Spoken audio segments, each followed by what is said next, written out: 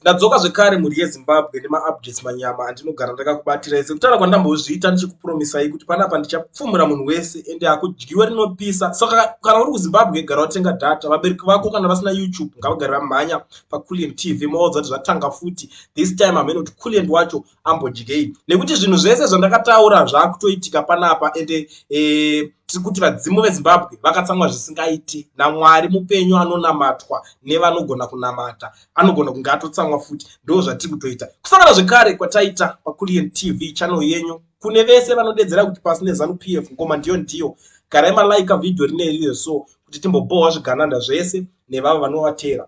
Whitney munodani Chivhayo anga atenga motikari achitengera vamutendi vanehema yemutendi kutengera emillionaire munhu agara nazvo kudhara it's crazy business. But ndakatarisa nyaya iyi panapa mota yacho dzakudhilivhwa dzakuenda ikoko dzarovera kutobondera chaiko ende zviri kufadza nyika yese iri kufara zvisingaite kuti mari iyaya yakuita ichidzoka because mari iyi madzokera aichaita ndeyekuti unenge wakamboshandisa advantage wakaishanda kupi mari iyi Whitney.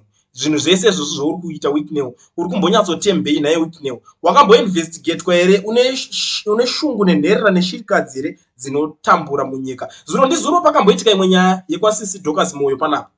Vasisi Dorcas Moyo vane zvakaitika panyaya yavo asi tichazoitaura. Nyaya yemota yenehema yamutendi yaita accident ichiendeswa ikoko. Mota yamutendi Bishop Range Rover yaita tsaona ichidhilivhwa kuendeswa kumasvingo kwavanogara yatotsakatika mota iyoyo. Zvakaoma veduwe ndo zviripo mhepo dzatosumuka izvezvi so kana kune vari mumasvingo road garai matarisa nyaya yemota iyoyi mota yechigananda yanga ichiendeserwa mumwe wanozviti munhu wekwaMwari. And I don't know this time kuti Whitney wacho ari kutembei ari kutenga ma-men of God zvisingatomboiti akatanga achitenga ma-artist vaimbi munhu wese ari influential ari kubhadharwa kwake naWhitney Chivhayo kusara kwana Coolend ina handipuwe zvimota zvikorokoro handidhiraivhe akwa inini ndiri muhombe handiswere ndipuwa zvimota zvisina nebasa rese asi vakatomboti traya vakatitadza saka tiri kuda kuramba tichivafumura tivaonese kuti Zimbabwe hatisi kuda kuitiswa zvinhu zvisina nebasa rese. Ndo nyaya dziri panapa dzatiri kutosangana nadzo. So muri yeZimbabwe ndiri kuona comment section yakajamuka zvisingaite. Again the devil took his a very high mountain and showed him all kindergartens to the world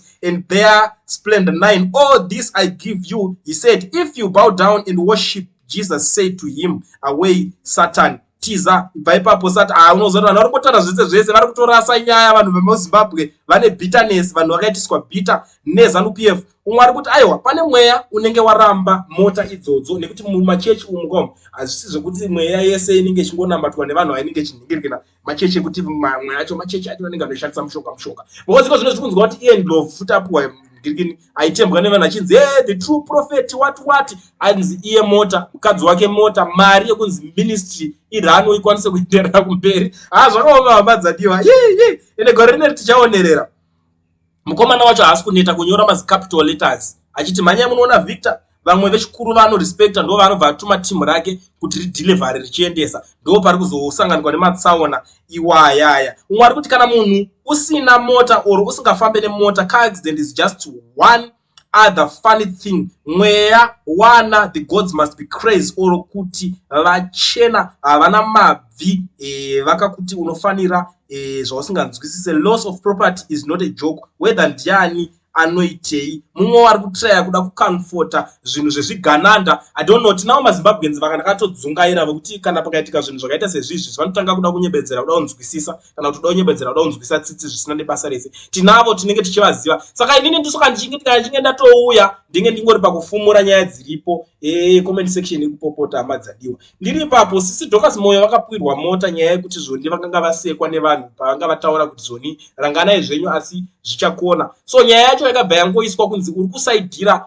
bato reZanu-PF ruling party inotonga zvechimonya-monya. Unongonzwa kuti ZANU-PF inokutongai musingade musina kutombowirira naye kuti ndo ichakutongai. Unongonzwa zvichinzi ndo vakahwina kutozobvunza kuti makahwina sei zvinhu zvakaita seizvozvo. Saka sisi Dorcas Moyo vabva vapuhwo yavo motikari vakanokolekta nemari zvikanzi imwe yacho munongonozvispoilawo kusaluni. Handizive kuti mukomana uyu kana akudhingirikina zvinoti zvichatinetsa shave rake rekuda vakadzi mukomana yega mukomana yega akada vakadzi zvisingaiti because zvinoti zura rikunzi akakecha ne1 million dzimwe mari dzacho hatina zera nadzo imari yekupfashura yekuti unyatsoona kuti haina kwayakashandwa mari haana kana cheziya chaanoziva mukomanawo. Mari yeziya inorwadza kubuditsa, but this young man ari kutry by all means. Hatisi kuziva kuti ari kutry kuachiva chii, because iko zvinezvi ndikuona kunge vari kuda kuisa chimwe chigananda pachigaro, nekuti ndakanzwa kuti kuda wekwatagwirei ndiye ari kunzi ari kuda kunzi apinde, because akapinda mucentral committee yeZANU-PF.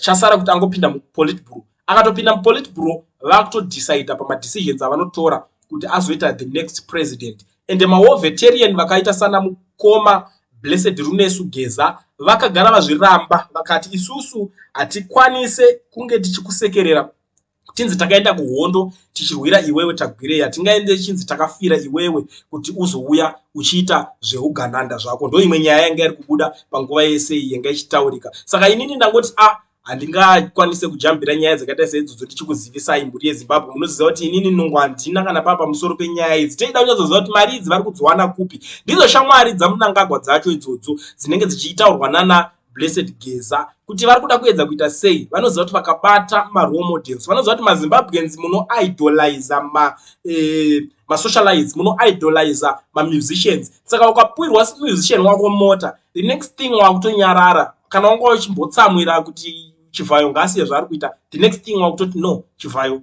is right. Muri kuzoona pane nyaya yacho. Saka pauchati Chivhayo is right, the next thing ari right akanzi atadza, hauchatoone kuti atadza, wakungoti zvese bobo. Ndo pari kunetsa manje ipapapa, ndo pari kuitika nyaya dzacho, wakungoti Chivhayo is right, Chivhayo bobo. Saka panonetsa ndo zvavari kupurwa mota. Asi kuziva kuti Mutendi ane ZCC chechi, so ZCC I think vanhu vacho ZCC vanenge vanonga vari kuvhotera ZANU-PF dese. Ndo imwe nyaya inoitika, because ndakamboona imwe chechi yekuti vairambidza vanhu kusumudza ruoko straight. Vaiti kana unoda kusumudza ruoko iwewe unosumudza chiri chibhakera, because ukasumudza ruoko unenge uchitanga kusapota chinja. So chechi yese yaisumudza ruoko yakapfumbata chibhakera, because hanzi isusu chechi yedu hakuna munhu anofanira kusapota opposition, because vanobelieve kuti opposition ndiye vatengesi. Ndo zvimwe zvezvinhu zvatanga tiri kusangana nazvo munyika panguva yese. Asi izvezvo tegedzai timboti Mwari anogona kunge atsamwa hama dzangu kuti hey, vaChivhayo hatichakwanise kukubvumidzai kuti murambe muchiendesa mota kuna vaMutendi. VaMutendi hamungakwanise kuramba muchingopiwa mota, imi muchimbotorera vanhu mari. ZCC kunobviswa mari yakawanda, veduwe mazidhara anobira vanhu, ndabvuma zvangu. Kune vakamboenda ikoko, vanhu veZCC handina grudge nemi, vanhu veZCC handina chakaipa chekutaura pamusoro pechechi yenyu, handina problem nechechi yenyu. Machechi ekare aya machechi akarera maZimbabweans. Asi kutaurira chokwadi ndechekuti mari zhinji dzinobviswa ikoko dzinenge dzichienda muhomwe yevakuru ivavo ana Mutendi. Saka pamwe